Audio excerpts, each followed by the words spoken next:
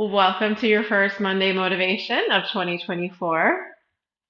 It's been so great to see your faces in the studio this week after some time away with resting and with family and so on, or however you were spending the end of the year. I think you already know me enough to know that I don't really get caught up in the new year, new you hype. So I am not here to tell you how to make sure you stick to a movement plan for any particular reason.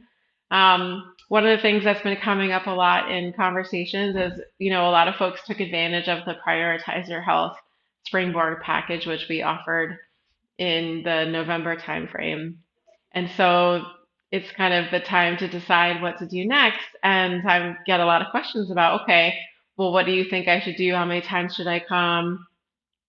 And since it keeps coming up, I thought I would talk about it here, which is to say, I'm always going to turn that question back to you. We'll say, well, I don't know. I mean, why are you coming? I mean, what is it you're trying to get out of this? And I don't say that because I'm, trying to be squirrely or anything, but your goals are going to define the kind of movement practice that you should have. And it's okay that your movement practice changes over time, maybe you've decided you really want to take up belly dancing or, something else. And maybe Pilates isn't it for now. And that's okay too. Like I'm not here to be your final answer to movement goals. And I think it's really important, especially as we progress, because I've seen so many people come through the studio in a situation of really limited mobility or maybe just post surgery or, feeling kind of uncertain on their feet and, not sure how to get started.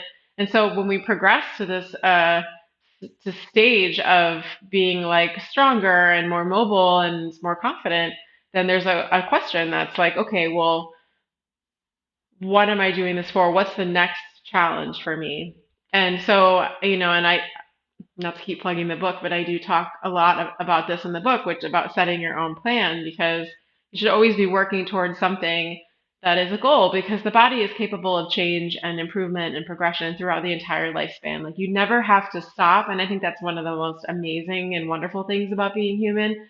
You never have to stop striving for some physical achievement. There's always possibility for growth.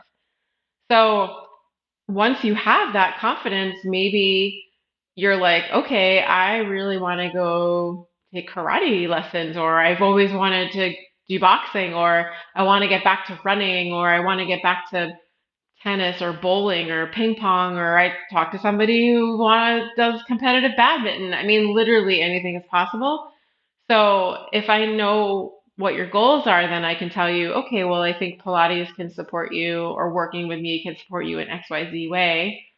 I mean, we can always steer you into one of our mixed equipment small group sessions or into the mat classes as well, which is, an affordable option for folks. But um, I just wanted to encourage you that like no matter what anybody says, myself or, the media or, prominent icons of fashion and beauty and all that other crap, like there's no right way to do this. The only right way to do it is to do it. It's to move in some kind of way and to keep your heart full, to move in a way that makes your heart full. And that's what this is about. So if you're planning on coming in and asking me the question, TK, what should I do next? Know that I'm going to say, I'm not sure. What are you doing this for? Are you doing this because you want it to progress you in a certain level of strength and resistance or mobility or whatever? Are you doing this because you just really enjoy Pilates as a form of movement? Awesome. Then we'll just keep increasing the complexity and the difficulty of the choreography. The choreography is infinitely complex if you want to go all the way up through the repertoire. Um, but if it's something else, that's okay too. And I also have a network of great people I can refer you to.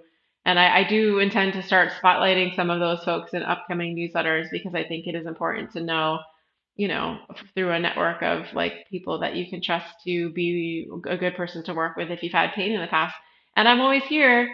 in case you want to keep a session once a month to check in, get some movement, get some feel good stuff.